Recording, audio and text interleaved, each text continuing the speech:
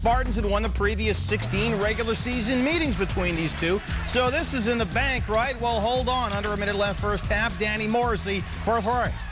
That's his only hoop of the game. Penn State leads at the break, 42-39. A little over 7 minutes left. Mike Walker for a three. He had 10. Nittany Lions still up 1. Drew Neitzel had a rough day. Knocks this one down, but Neitzel shot only 2 of 10 for the game, finished with 6 points. Here's where Penn State won the game. At the line, they came in shooting 59% from the charity stripe on the year, but they just couldn't miss down the stretch. Stanley Pringle led the way with 19. He hit 4 free throws in the final 37 seconds. Penn State hit 16 of 20 free throw attempts in the closing minutes. This by a team that shot 59% coming in. Their first win over a ranked team since winning at Illinois in 2006. Michigan State is upset, just their 3rd loss of the year. Their first loss was to then #1 UCLA. The Bruins trailed by as many as 13 in that one. Spartans have also lost to Iowa. They scored only 36 there. And then Saturday, they go 2 of 14 on threes. Neitzel has a rough day as well, and they lose by 9 to Penn State. We go west now with 7-footer Brooke Lopez leading the way. Stanford had won 6 of their last 7. Washington State hoping to avoid a second straight home loss. 2 minutes to play. Stanford down 2. Lopez to Taj Finger. Ties it at 53. Lopez with 18. 15.9 to go. Mitch Johnson has already missed his first free throw. Misses the second one, too. Kyle Weaver gets the rebound. He's going the other way. And Weaver is going to the rack. Draws the foul, gets 2 shots with 9.8 seconds to play. Free throw is also big in this one, Steve. Made the first to tie it at 56, misses the second one. Washington State made just 4 of their final 9 free throws, so game tied at 56. Stanford with a timeout. Lopez, he finds Finger can't hit. Finger on the follow-up, rather. Lopez is missing. We go to overtime, tied at 56. Stanford up 1 in OT, 15 seconds to go. Robin Lopez spinning and winning at Stanford up 3. Ensuing Cougar possession, Weaver pump fake and draws the foul of the 3-pointer. Stanford coach Trent Johnson has told his team to keep their poise, but not poise there. So he needs all 3 to tie it up. Hits the first one, bricks the second one, and then knocks down the third. So his team still down 1. Washington State with foul. Mitch Johnson made 1 free throw. Cougars inbound, down 2, 5.4 to go. Taylor Rochesky's got it. Gets all the way to the rim and misses. Take another look at it. Rochester, great chance to tie it up, but Stanford wins it in overtime by 2. They've won 5 in a row. Cougars have lost 4 of 7. Remember how great they started, 14-0, but they've gone 3-4 in their last 7 games. The key has been their defense. In their last 7 games, they're allowing 14.5 more points than in their first 14 games, and opponents are shooting nearly 10% better. As Mercury Morris says, it's not the 20, it's the O. John Calipari's Memphis Tigers, #1 unbeaten, trying to stay that way. 43 straight wins at home, and in a dogfight with UTEP, Randy Culpepper. Long 2 were tied at 57. Tony Barber's Miners 1-2 all-time against #1 ranked teams. That one was an historic one, certainly. March of '66, then Texas Western. They won the national title over #1 Kentucky, subject to the recent film Glory Road. Certainly a lot of glory there, trying to knock off a #1 again here. UTEP down 1. Culpepper, the step back for a three. Miners' first lead since it was 21-17. Memphis is trailing with 3.5 to go. Tied at 60, Chris Douglas Roberts. He had 24. Memphis is up by 2. Final minute. Derrick Rose, little crossover, 13 of the 17 in the second half. Memphis wins despite shooting only 36%. They were 1 of 17 from 3-point range, but they are still unbeaten, 21-0. The nation's longest home court winning streak now up to 44. Next up for Memphis, 3 straight home games against Conference USA opponents. Wednesday, it's SMU. After these 5 games, they get Tennessee at home February 23rd on spectacular ESPN HD. Back on campus, second-ranked Kansas back on the road after suffering its first loss of the season Wednesday at Kansas State. Bill Self wearing the sneakers. Coaches versus Cancer National Awareness Weekend. Jayhawks at Colorado, and there's Richard Roby, 22. That's a top play nominee. We're tied at 30 at halftime. Off the dish from Corey Higgins. Second half. Mario Chalmers, I'll take that. Thank you very much. It's a 10 OKU run. They're up 8. Then Sharon Collins here. Darnell Jackson there. 18 for Jackson. Now Kansas has got it going. Brandon Rush, give and go. Chalmers, 15 for Rush. Kansas wins over the Buffs, 72-59. Jayhawks back on the winning track, now up 21-1. What about number 3? Duke getting ready for North Carolina on Wednesday. Had Miami at Cameron on Saturday. First half, Duke up 4 in transition. Greg Paulus, bang, bang, bang for 3 7-point lead for the Blue Devils. Next possession, Paulus again. He had 16, Duke up 7. Second half now. Duke has been playing well in the second half the last few games, and DeMarcus Nelson really did his thing in the second half. He had 10 points during a 3-minute stretch. Kyle Singler getting it back to Nelson, scored 19 of his 21 points after halftime. Then later in the second half, Nelson off the high screen. Watch the Miami defenders staying with their men, respecting the perimeter shooting for Duke, and then the lane's wide open for Nelson. He'll get there. Duke 19-1, 7-0 in the ACC. They won 9 in a row, and Carolina is next. Arizona taking on number 5 UCLA at Pauley Pavilion. John Wooden there to check it out. The Wizard back in Westwood, freshman Kevin Love gave him something to watch, showing off his patience around the rim.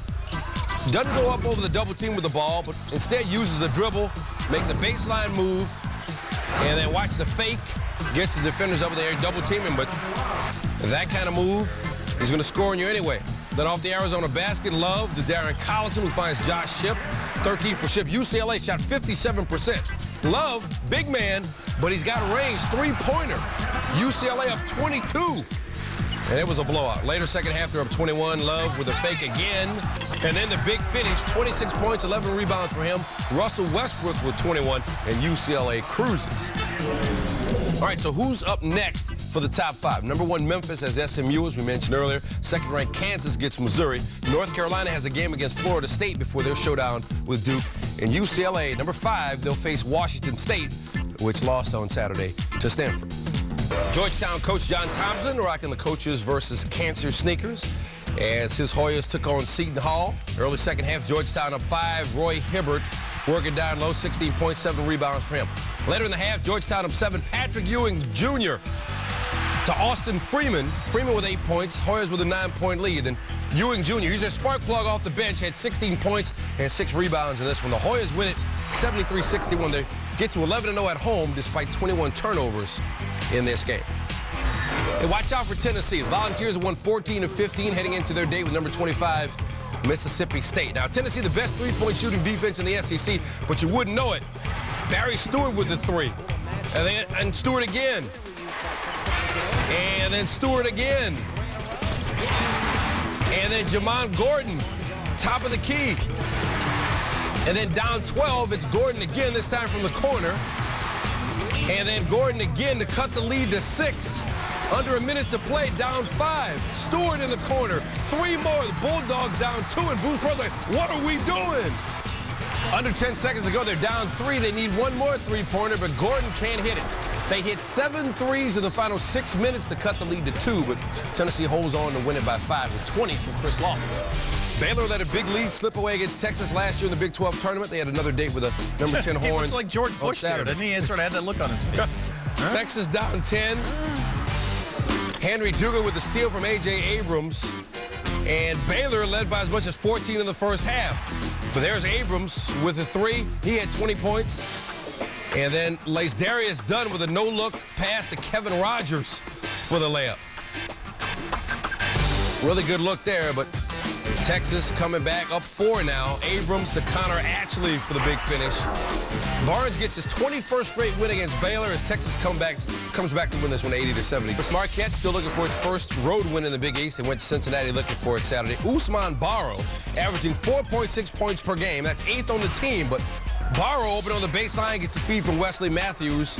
Pull Marquette within 5 in the first half. Then Barrow wide open back door. Dominic James gets it to him. And Barrow able to take advantage. Second half, Marquette up 8. Barrow! He had 19 points. And Marquette goes on to win it by 15, their first road win in conference. SEC, 19th ranked Florida at Arkansas. Billy Donovan, John Pelfrey sharing an awkward male hug. They were former colleagues in Marshall and Florida. First half, Nick Calathis, I don't think so. Walter Hodge missing as well. Florida missed its first 13 three-point attempts. They were 4 of 25 from three-point range in the game. Later in the first, Sonny Weems blocks Calathis. then gets loose along the baseline. He had 17. That started a 20-4 Razorback run.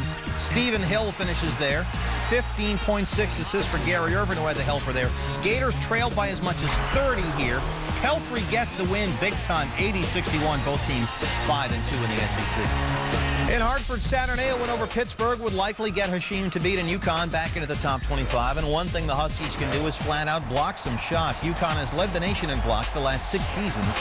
They're #1 again this year, and they had 10 blocks in the game Saturday. Late second half, they get the offense going. Craig Austrie spots up open for Hart. UConn's up 3, Austria on 13. A.J. Price has been terrific lately, 2 of his 21 here. UConn wins 60-53. They've won 5 in a row, 3 straight since the suspensions of Jerome Dyson and Doug Wiggins. Dyson remains suspended. Ian O'Leary in the 20th ranked St. Mary's Gales hosting Portland first half. Here's Carlin Hughes. Diamond Simpson, 13 points and 15 boards for Simpson. They're up 13. Closing seconds of the first half. You got to hurry up. Tron Smith to beat the buzzer. He had 10. They're doubling him up at the break, 38-19.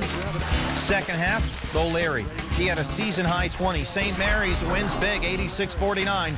Next up for the Gales, they get Gonzaga on Monday night. Auburn coach Jeff Lebo and his staff supporting the Coaches versus Cancer effort. Lebo's Tigers in Nashville to take on Vanderbilt. Frank Tolbert fakes the pass, and then up top, we got to get a closer look at that one. Posterizing A.J. Ogilvy, 32 for Tolbert, but Auburn down 9 after the free throw. 3 seconds to go in the half. Jermaine Beal pushes it and knocks it down, and Vanderbilt up 12 at the half. Second half, Auburn cut it to 4. Over 5 minutes to go. Beal knocks the ball away. Ross Neltner, we're going to give and go. The Commodores sail on. 78. Number 5, Kansas and Missouri. Jayhawks have beaten the Tigers 5 straight times. Brandon Rush, great look to Darrell Arthur. Kansas second in the country in assists at just over 19. They also lead the Big 12 in blocks at 6.5. Sasha Khan a block there. That leads to a Sharon Collins layup. Second half now, Jayhawks up big, 21. Collins a steal. That leads to a Mario Chalmers layup.